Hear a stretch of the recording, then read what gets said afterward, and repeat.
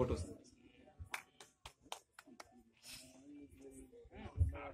ఇప్పుడు చివరిగా చాలా సేపు కూర్చున్నారు, ధన్యవాదాలు అందరికీ.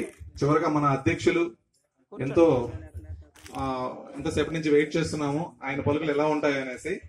ఆయన మన సంఘం గురించి నిజంగా ఇంతకుముందు చెప్పేటప్పుడు చెప్పుకుంటూ వచ్చాము. ఇంతకుముందు అంటే మనము ముందు ఆయన చరిత్ర కొంచెం తెలుసుకోగలిగితే మనం ఎవరికైనా చెప్పేటప్పుడు బాగుంటుంది.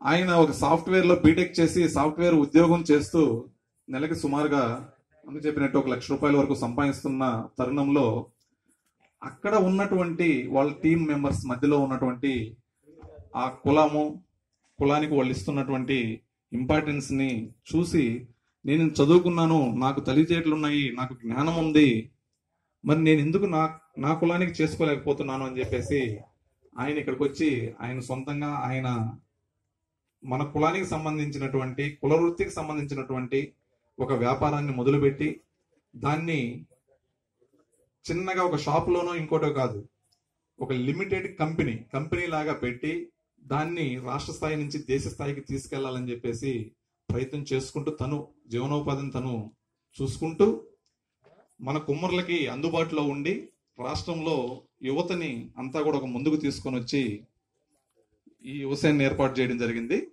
ఆయన ఆధ్వర్యంలో మేమందరం ఇప్పటి వరకు కూడా చాలా సక్సెస్ఫుల్ గా ముందుకెళ్ళాము. ఇకపైన కూడా ఈ కృష్ణా జిల్లా కమిటీ ఈ రోజు మాతో కలిసింది. వీళ్ళని కలుపుకునేసి ఇప్పటి వరకు ఏర్పడినటువంటి జిల్లా కమిటీ మెంబర్లతో కలిపి మిగతా జిల్లాల్లో కూడా కమిటీలు వేసుకునేసి రాష్ట్ర స్థాయిలో మన ఆంధ్రప్రదేశ్ కుమ్మర వ్యవసాయాన్ని ముందుకు తీసుకెళ్తామని చెప్పేసి సభాముఖంగా తెలియజేస్తూ మన అధ్యక్షులు గారికి మైక్ ని అందజేస్తున్నాం.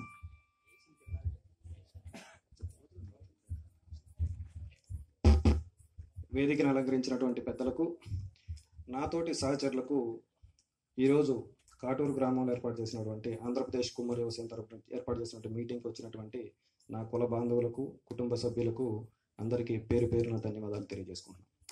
ఈరోజు సమాజంలో రెండు వెనుకబాటుతనాలు, ఒకటి సామాజిక వెనుకబాటుతనం, రెండోది ఆర్థిక వెనుకబాటుతనం. సామాజిక వెనుకబాటుతనం అని అంటే ఇప్పుడు మనం చాలా డిస్కషన్ చూస్తూ ఉంటాం టీవీలో కూడా. దామాషా ప్రాతిపదికన, జనాభా ప్రాతిపదికన మాకు ఎమ్మెల్యేల సీట్లు కావాలి, ఎంపీల సీట్లు కావాలి, మాకు నిధులు కావాలి అని చెప్పేసి అన్ని కుల సంఘాలు కూడా పోరాటాలు చేస్తూ ఉంటాయి. ఒక కుమ్మర కులం తప్పితే ఆల్మోస్ట్ అన్ని కులాలు కూడా ఈరోజు మనం బీసీ సామాజిక వర్గంలో ఉన్నాం. మనం బీసీ సామాజిక వర్గం నుంచి చెప్పుకోవాలనుకుంటే ఒక 10 కులాలు మాత్రం ఎప్పుడు హైలైట్ అవుతూ ఉంటాయి. మిగిలిన వాళ్ళకి ఎప్పుడు కూడా ఎమ్మెల్యేలు, ఎంపీలు రావు. మేము ఆల్రెడీ 175 నియోజకవర్గాల నుంచి కూడా బీసీ కమ్యూనిటీ తరపు నుంచి ఎవరెవరు ఉన్నారు ఎమ్మెల్యేలు, ఎంపీలు ఇవన్నీ లిస్టు తీస్తే ఒక 10 కులాలు మాత్రమే దొరికినాయి, కానీ మిగిలిన ఎక్కడ కూడా కొన్ని కులాలు అనేది కనిపించలేదు. సో ఇటువంటి సామాజిక ఆర్థిక వెనుకబాటుతనంలో మన కుమ్మర్లు చాలా ప్రథమ స్థానంలో ఉన్నారు. మన సుమన్ గారు చెప్పినట్టుగా భారతదేశంలో రెండు కులాలు కాశ్మీర్ నుంచి కన్యాకుమారి కాకుంటే దాంట్లో కులం కుమ్మరోళ్ళమే. కుమ్మరోళ్ళు అనేవాళ్ళు ఇప్పుడు మనకు ఐడెంటిఫికేషన్ లేదన్నారు. బ్రాహ్మిన్స్ ఐడెంటిఫికేషన్ ఎలా ఉంటుందో తెలుసా? వాళ్ళు ఏ జాబ్ లో జాయిన్ అవ్వండి, వాడు బ్రాహ్మిన్స్ అని చెప్పుకోవడానికి జంజం తీసి చూపిస్తాడు. మీరు కావాలంటే ఎవరినైనా కనుక్కోండి, సెంట్రల్ గవర్నమెంట్ జాబ్ కానీ ఎనీ గవర్నమెంట్ జాబ్ లో మీరు చూస్తే వాడు బ్రాహ్మణ్ అని చెప్పుకోవడానికి కోటంతో ఇట్లా జంజం చూపిస్తాడు. అంటే అక్కడ నుండి ఎవడన్నా ఆఫీసర్కి అర్థమైపోయింది వీడు బ్రాహ్మణ్ అని చెప్పేసి అని. మిగిలిన కొన్ని కులాలు ఉన్నాయి, యాదవులు ఉన్నారు. మన స్టేట్ లెవెల్ పిలుచుకుంటాం, గొల్లా అని పిలుచుకుంటాం. వాళ్ళు యాదవులు. వాళ్ళు ఏమవుతుంది, అఖిలేష్ యాదవ్, నిఖిలేష్ యాదవ్, వాళ్ళ పేర్లన్నీ పెట్టుకొని రాష్ట్రం మొత్తంగా, దేశం మొత్తం కూడా మేము ఉన్నాం అని చెప్పి వాళ్ళు గర్వంగా చెప్పుకుంటున్నారు. ఇంకో కులం. కానీ భారతదేశం మొత్తం కుమ్మరోళ్ళు ఉన్నా ఎక్కడా కూడా మేము కుమ్మరోళ్ళం అని చెప్పని చెప్పుకోలేని పరిస్థితిలో ఉన్నాం. నిజంగా చెప్పాలంటే మేము ఇంత చదువుకున్నాం, ఇంత చదువుకొని ఇంత ఉండి కూడా అంత పెద్ద పెద్ద జాబులు చేసి కూడా ఏముంది, ఫైనల్గా ఏం సాధిస్తాము? నా కుటుంబం, నేను, నా పెళ్ళం, నా పిల్లలు, లక్షలు కోట్లు ఆస్తులు. పోయేటప్పుడు ఏం చేస్తామంటే పక్క ఊరోడికి కూడా తెలియదు. నేను చెప్తున్నాను, నేను 6 సంవత్సరాలు ఐటీలో జాబ్ చేసినప్పుడు 1 లక్ష రూపాయలు సంపాదించినప్పుడు కూడా నా ఫ్యామిలీ తెలుసు, నా ఊళ్ళో తెలుసు, కానీ బయటోడికి ఊడికి నేను తెలియదు. కానీ ఈరోజు ఆంధ్రప్రదేశ్ కుమ్మరి వ్యవసాయం వల్ల రాష్ట్రం మొత్తం నేనంటే ఏదో తెలియగలుగుతున్నాను. నిజంగా ఈ కులంలో పుట్టినందుకు, ఇంతటి అవకాశం కూడా నాకు వచ్చినందుకు నేను ఎంతో గర్వపడుతున్నాను. ఇక్కడ మేము కోరుకునేది, ఇప్పుడు ఇందాక చాలా మంది ఫస్ట్ లో మనం అడిగినప్పుడు లేచి చెప్పారు, ఏం కావాలయ్యా మీకు కులం తరపు నుంచి, మీరు ఏమనుకుంటున్నారు ఏంటనంటే ఒక 4-5 లిస్ట్ అవుట్ చేసి చెప్పారు. ఒకటి, మనలో ఐక్యత లేదు. రెండోది, మనకి ఎటువంటి సహాయ సహకారాలు అందటం లేదు. సంఘాల తరపు నుంచి కానీ, సాటి కులస్తుల తరపు నుంచి కానీ, మిగిలిన తరపు నుంచి అందట్లేదు. మనం అన్ని విధాలుగా వెనకబడిపోయి ఉన్నాము అనే దాన్ని సాగ్గా చెప్తున్నారు. కరెక్టే, మీరు అన్నది కరెక్టే. మీరు ఇప్పుడు దాకా జరిగినటువంటి ఏ కుల సంఘంలో అయినా సరే కానీ ఈ రోజు ఒక నాయకులు వచ్చి మాట్లాడతారు, మేము మీకు అవి చేస్తాం ఇవి చేస్తాం, మన కులం అంటే అది ఇది అని చెప్పని అంటారు. నెక్స్ట్ టైం మీటింగ్ వచ్చి మళ్ళీ పెట్టినప్పుడు మీరు ఎవరైనా సరే లేచి వాళ్ళని క్వశ్చన్ వేసారా? మీరు పోయినసారి మీటింగ్ వచ్చినప్పుడు ఈ విషయాలు చేస్తామని చెప్పారు కుల సంఘం తరపు నుంచి. ఆ రోజు మీకు అందరికీ మేము స్టేజ్లు కట్టాము, దండలేసాము, సన్మానాలు చేశాము. మీరు వస్తే ఏది ఫంక్షన్ హాల్ కడతామంటే చందాలు రాసాము, మీటింగ్లు అంటే చందాలు రాసాము, సొంత డబ్బులు పెట్టుకుని వచ్చి మీకోసం ప్రచారం చేశాము. మీరు మా కోసం ఏం చేశారని మీరు ఒక్కరోజు సార్ క్వశ్చన్ వేసారా? లేదు. మీరు అయినంత కాలం వాళ్ళు చెయ్యరు. ఇప్పుడు ఈ రోజు ఎవరైతే రోడ్లెక్కి పోరాడుతున్నారో, ఎవరికైతే అర్హత లేకపోయినా సరే రోడ్లెక్కి పోరాడుతున్నారో వాళ్ళే ఆర్థిక ఫలాలని అందించుకుంటున్నారు, వాళ్ళే ఉపయోగపెట్టుకుంటున్నారు. ఈ రోజు ఒక సామాజిక వర్గానికి బీసీలో చేరాల్సిన అవసరం లేదు, కానీ వాళ్ళు చేసిన ఉద్యమం వల్ల ఏమైంది, ప్రభుత్వం కూడా దిగొచ్చి వాళ్ళకి ఒక సపరేట్ కార్పొరేషన్ ఏర్పాటు చేసి వాళ్ళకి నిధులు ఇచ్చేసి వాళ్ళకి పదవులు ఇచ్చి వాళ్ళు ఎన్నో రకాలుగా వాళ్ళని సాటిస్ఫై చేసింది. మరి ఎంతో కొంత జనాభా మనం కూడా ఉన్నామే, మరి మనం ఎందుకని చేయలేకపోతున్నాము? మనలో ఉన్న దరిద్రం ఏందనంటే, ఈ రోజు ఒక సొమ్మునో ఒక లలిత్తో ముందొస్తే మనం ఏదైనా సపోర్ట్ చేస్తే రేపు వాడికి ఏదో రాజకీయ పదవులు వచ్చేస్తాయి, రేపు వాడికి ఏదో బిజినెస్లు వచ్చేస్తాయి, వాడు కోటేశ్వరుడు అయిపోతాడు, వాడు ఎదిగిపోతాడు, నాకేమొస్తుంది, నాకెందుకు, నా పని నేను చేసుకుంటే పోయిద్దిలే అని చెప్పి మీటింగులు కూడా రారు. మేము ఫస్ట్ మీటింగ్ పెట్టినప్పుడు 4 వచ్చారు, ఓపెన్గా చెప్తున్నాం, మేము 4 వచ్చారు మీటింగ్ పెట్టినప్పుడు. నేను జాబ్ చేస్తా కూడా ఎన్ని తిరుగుతా తెలుసుకుంటా ఉండేవాడిని. నాకు ఈ సంఘం పెడతానికి కూడా ముఖ్య కారణం ఇట్లానే ఒక పెద్ద మనిషి, ఇప్పుడు మీరు అన్న 30-40 సంవత్సరాల నుంచి సంఘాన్ని నడుపుతున్న ఒక పెద్ద మనిషి వచ్చి మా గుంటూరు జిల్లాలో సమావేశం పెడితే ఆ రోజు ఫెడరేషన్ లోన్స్ ఉన్నాయి. మీకు నిజంగా సొసైటీలకి సంఘాలకు కూడా తేడా తెలియదు. గ్రామీణ స్థాయిలో సొసైటీలు ఏంటిది, సంఘాలు ఏంటిది, వీళ్ళకి కూడా తేడా తెలియదు. సొసైటీ ప్రెసిడెంట్ పెట్టుకొని నేను సంఘానికి ప్రెసిడెంట్ అనుకుంటున్నారు, ఏదేదో అనుకుంటారు, వాళ్ళకి తెలియదు అసలుకి సంఘం ఏంటిది, సొసైటీ అంటే డిఫరెన్స్ కూడా తెలియదు. ఆ రోజు ఆ పెద్ద మనిషి వచ్చి సంఘం వేస్తుంటే, ఏమండి ఈ రోజు ఈ జిల్లాలో ఇంత లక్షల మంది ఉన్నాము, మీరు ఈ రోజు ఒక జిల్లా కమిటీ వేసేటప్పుడు పేపర్ ప్రకటన ఎందుకని ఇవ్వలేదు? మేము ఈ రోజు ఇంత చదువుకొని ఇంత డబ్బులు మేము ఇంత సంపాదించే స్థాయిలో ఉన్నాం, మేము సంఘానికి చేస్తాము, మీరు మాలాంటి వాళ్ళు ఎందుకు కమిటీలో తీసుకోరు అని చెప్పేసి అని నేను సభాపూర్వకంగా అడిగితే ఆయన దగ్గర నుంచి నోట్లోంచి మాట్లేదు, వెళ్ళిపోయాడు అంతే.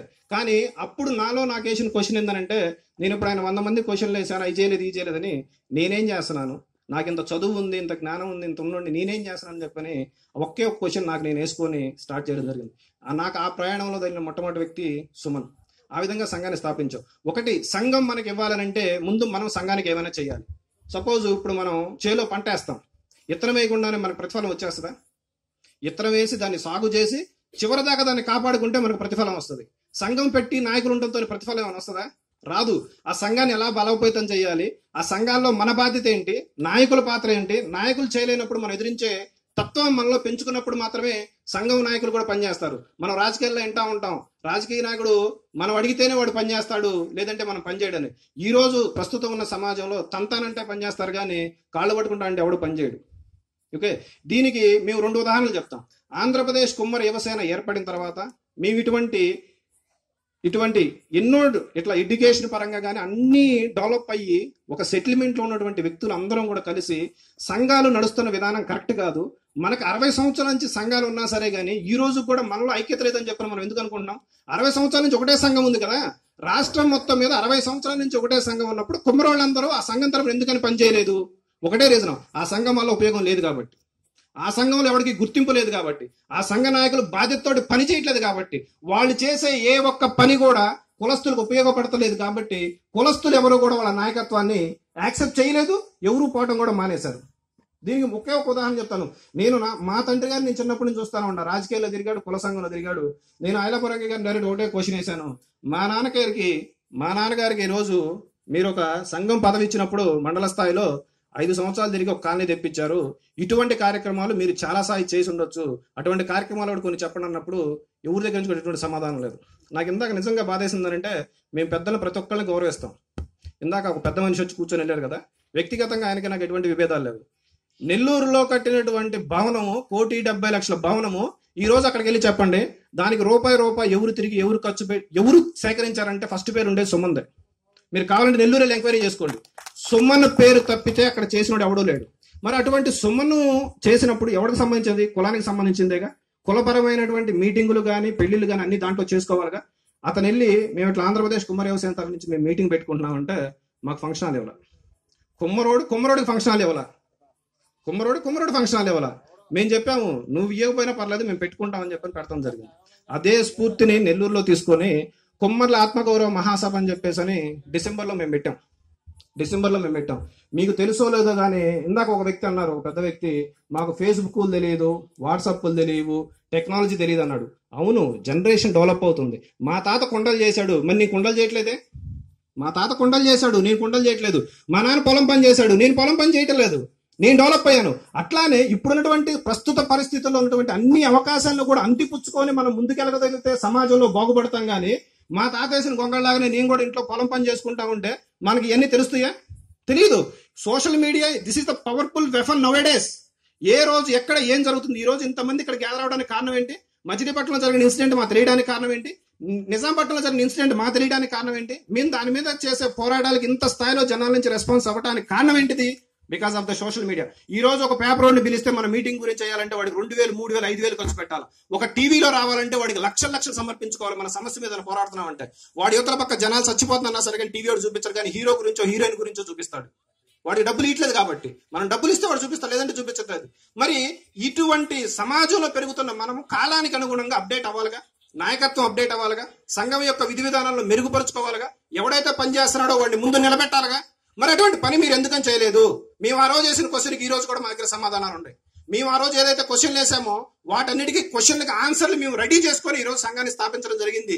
ఈ రోజు ఇన్ని కార్యక్రమాలను స్థాపించడం కూడా చేయడానికి కూడా ముఖ్య కారణం అదే.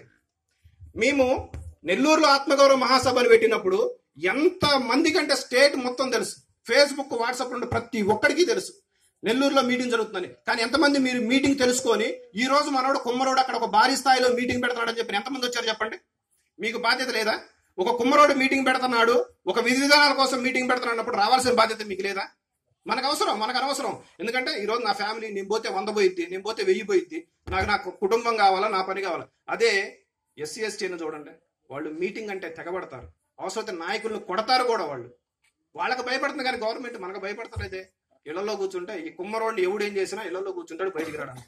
ఇప్పుడు ఒక పెద్ద మనిషి వచ్చి చెప్పాడు, మచిలీపట్నం ఇష్యూ ఆంధ్రప్రదేశ్ కుమ్మర యువసేనకు తెలియక ముందు ఎన్ని నెలల నుంచి నలుగుతుందో, ఎన్ని సంవత్సరాల నుంచి నలుగుతుందో, ఇదే జిల్లాలో ఇదే నాయకత్వం, రాష్ట్ర నాయకత్వం, జిల్లా నాయకత్వం ఏం చేశారు? ఇప్పుడు ప్రత్యక్ష సాక్ష్యం రాంబాబే ఉన్నాడు, అదే మచిలీపట్నం నుంచి వచ్చిన అబ్బాయి. ఏం చేయగలిగారు మీరు? ఏం చేయగలిగారనంటే మీరు చేసింది ఏమీ లేదు. ఆంధ్రప్రదేశ్ కుమ్మర యువసేన వెళ్ళిపోయి అక్కడ మాట్లాడి మీరు సభ, ర్యాలీ, ధర్నా మీరు పెడతారంటే మేము సపోర్ట్ ఇస్తామని చెప్పేసి అని. ఈ రోజు మీకు విషయం తెలుసో లేదో, లీడర్ టైమ్స్ అని చెప్పిన ఒక వెబ్సైట్ ఉంటుంది. ఆ వెబ్సైట్ లో అందరూ పెద్ద పెద్ద నాయకుల లిస్ట్ అంతా ఉంటుంది, దాంట్లో అందరూ నాయకులే ఉంటారు. అదే దాంట్లో మనం నెల్లూరు సభ గురించి కానీ మచిలీపట్నం ఇష్యూ గురించి కానీ 10 రోజులు పెట్టించాను నేను. ఎందుకు? దేశం మొత్తం తెలియాలి, రాష్ట్రం మొత్తం తెలియాలి, కుమ్మరోడికి ఎక్కడ సమస్య ఉందన్నది తెలియాలి, వాళ్ళు ఎటువంటి బాధలు పడుతున్నారో ప్రతి ఒక్కటి తెలియాలని చెప్పాం. మరి మీరు ఇన్ని సంవత్సరాల నుంచి నాయకత్వం వహిస్తున్నారు, మరి మీకు ఆ మాత్రం తెలియదా? ఒక ఇష్యూ వచ్చినప్పుడు దాన్ని ఎలా పబ్లిసిటీ చేయాలి, జనాల్లో ఏ విధమైనటువంటి ఐక్యతను తీసుకురావాలి. ఎవడైనా సరే కానీ ఒక పని చేస్తుంటే కలిసి వస్తాడు, కానీ మాటలు చెప్తాడు కలిసి వస్తాడా? మాటలు చెప్తే ఎవడు కలిసి రాడు. ఒకసారి వింటారు, 2 సార్లు వింటారు, 3 సార్లు, 4వ సార్లు ఇంకెవడు రాడు. ఓకే, అటువంటి సిచ్యువేషన్, అటువంటి ఎన్ని కల్పించింది మీరు. ఈ రోజు ఆంధ్రప్రదేశ్ కుమ్మర యువసేన స్వతంత్రంగా నిలబడి నడుస్తుందంటే మీరు ఏదైతే తప్పులు చేశారో ఆ తప్పులు చేయకుండా మేము చేసుకుంటూ వస్తున్నాం కాబట్టి ఈ రోజు ఆంధ్రప్రదేశ్ కుమ్మర యువసేనకి అంత వాల్యూ ఉంది. ఇప్పటికి 4 జిల్లాల్లో కమిటీ వేసాం, 2 జిల్లాల కమిటీలు రెడీగా ఉన్నాయి, 13 జిల్లాల నుంచి కూడా కమిటీ జరుగుతుంది. డిమాండ్స్ నేను చెప్తున్నానండి, మేము ఇదే విషయం చెప్తున్నాము. మాకు లెటర్ హెడ్, ఒక స్టేట్ ఆఫీసు, మా కమిటీలోకి రావాలంటే ఒక విధి విధానాలు, మా కమిటీలోకి వచ్చిన తర్వాత ఎవడైనా సరే కమిటీ అధికారాలను ధిక్కరించి కానీ వాటిని ఫాలో అవ్వకుండా వేరే విధంగా చేస్తే కమిటీ నుంచి తొలగించడం జరిగింది. ఒక జిల్లా ప్రెసిడెంట్ తొలగించడం జరిగింది. మాకు ఇక్కడ కావాల్సింది ఏంటంటే బంధుప్రీతి కాదు, నీకు ఒక బాధ్యతను అప్పచెప్పినప్పుడు నువ్వు ఆ బాధ్యతను ఎంతవరకు సక్రమంగా నిర్వర్తిస్తున్నావు అనేది మాకు కావాల్సింది. నీకు 1.25 లక్షలు ఉంటే నీ కోటి ఉన్నా సార్ నా పెట్టను, నా కోటి ఉన్నా నీకు పెట్టను. ఒక సంఘంలో కులస్తులకు అందరికీ చెప్తున్నప్పుడు నీ బాధ్యత ఏంటన్నది మనం నిర్వర్తించాల్సిన పని ఉంది. నిర్వర్తించినప్పుడు పక్కన తప్పుకొని ఇంకోటి కొత్త వాళ్ళకి నాయకత్వం ఇవ్వండి. అంతేగాని మా అయ్య గొప్ప, మా నాన్న గొప్ప, నేను గొప్ప, నేను తప్పితే ఇంకెవడు రావడానికి లేదు అనే కాన్సెప్ట్ తోటి ఆంధ్రప్రదేశ్ కుమ్మర యువసేన అనేది డెవలప్ అవ్వలేదు. ఇప్పుడు కుమ్మర్లు ఉన్నారు, వృత్తి ఉంది. ఇప్పుడు మనం ఒక చిన్న ఎగ్జాంపుల్ చెప్పుకుంటే, నాకు 10 లక్షలు అవసరం, గవర్నమెంట్ నేను కుమ్మరోడినయా నాకు 10 లక్షలు ఇవ్వమంటే ఇస్తుందా? ఇవ్వదు. గవర్నమెంట్ ఏం చేస్తుందంటే దీని మీద ఒక అధ్యయనం చేస్తుంది. కుమ్మర్లకు ఉన్న అవసరాలు ఏంటి, కుమ్మర్లకు ఎటువంటి అవసరాలు ఉన్నాయి, వాటి మీద నివేదిక తయారు చేయండి, వాళ్ళు ఎంతమంది దీని మీద ఆధారపడుతున్నారు, దానికి పథకాలు రూపొందిస్తామని చెప్తుంది. సపోజ్ ఫెడరేషన్ లోన్స్ అనుకుందాం. ఇప్పుడు మనకు వాటిలో వచ్చిన వాటిలో ఫెడరేషన్ లోన్స్ చెప్పారు. శ్రీనివాసరావు గారు చెప్పినట్టుగా కృష్ణా జిల్లాలో 75 లోన్లు వచ్చినాయి, 5 కోట్ల పైన ఫండింగ్ వచ్చింది. ఆ ఒక్క అవసరాలతోటి కుమ్మరోడు మొత్తం బాగుపడిపోయాడు కృష్ణా జిల్లాలో. ఒక మాట అనుకుందాం, ఒక ఫంక్షన్ హాల్ కడితే కుమ్మరోడు బాగుపడిపోతాడా? ఒక లోన్ ఇప్పిస్తే కుమ్మరోడు మొత్తం బాగుపడిపోతారా? ఎంతమందికి వస్తాయి లోన్లు? తిప్పి కొట్టినా మొత్తం 75 గ్రూపుల లోన్లు అంటే ఎంతమంది కవర్ అయి ఉంటారు? కృష్ణా జిల్లాలో ఉంది అంతమంది జనాభానేనా? అంతమంది కుమ్మరులేనా? ఇంకా చాలా ఉన్నాయి.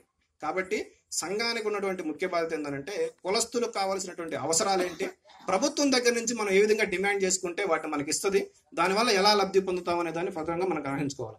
దీంట్లో మేము సంఘం ఏర్పడినప్పుడు మేము ఒక 5 ప్రధానమైన డిమాండ్స్ పెట్టుకున్నాం.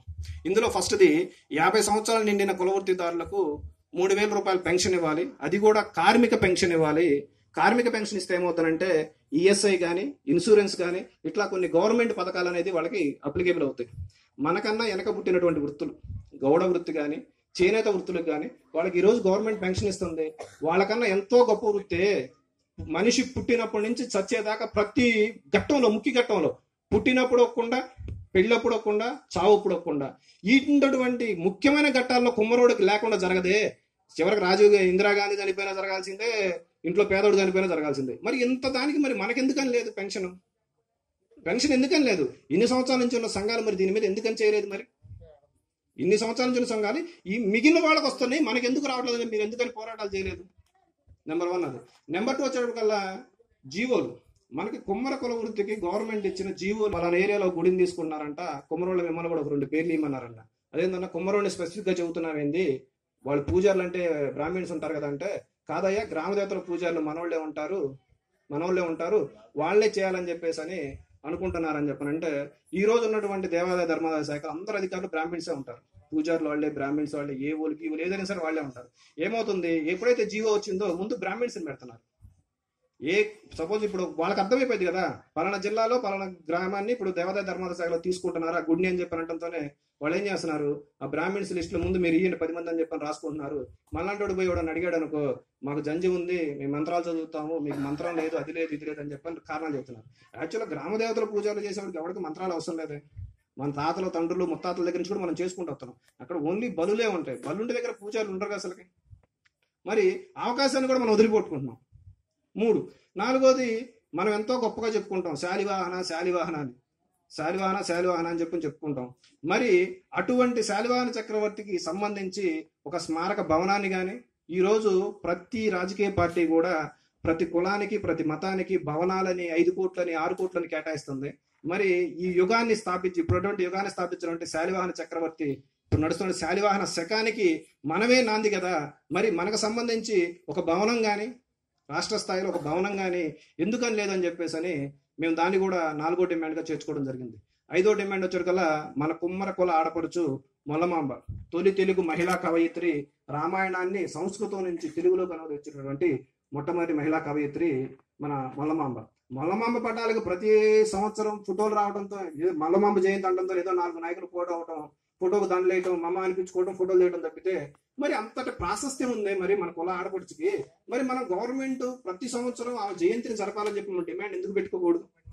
2011లో అప్పుడు గవర్నమెంట్ కడపలో మల్లమాంబ జయంతిని అధికారికంగా నిర్వహించింది. ఎందుకు అధికారంగా నిర్వహించడం అంటే మన కులానికి ప్రభుత్వం ఇస్తున్నటువంటి ఒక గొప్ప అరుదైన అవకాశం, ఒక గుర్తింపు. మరి ఆ గుర్తింపును మన తర్వాత ఎందుకని కంటిన్యూషన్ చేయలేదు? అడిగే నాదుడే లేదు. మీరు ఆ సంవత్సరం చేశారు మల్లమాంబ జయంతిని, నెక్స్ట్ సంవత్సరం ఎందుకు చేయడానికి చెప్పని అడిగే నాదుడు కూడా ఎవడు లేడు. సో ఇటువంటి పరిస్థితుల్లో మనం ఉన్నాం. మనకి ఏ కాడికి ఎలా ఉంటుందంటే ఎదుటోడే ఇస్తాడు, మనం తీసుకుందాం అన్న కాన్సెప్ట్ తప్పితే నువ్వు ఏమీ చేయకపోతే వాడు ఏమి ఇవ్వడం అనేది మనం ఆలోచిస్తాం. సంఘం అంటంతోనే రాజకీయ పార్టీల మాదిరిగా నాకు మందు ఇస్తావా, నాకు అన్నం పెడతావా, నాకు ఛార్జీలు పెట్టుకుంటావా, ఎవడన్నా సరే అతను ఉత్సాహం ఉన్నాడు.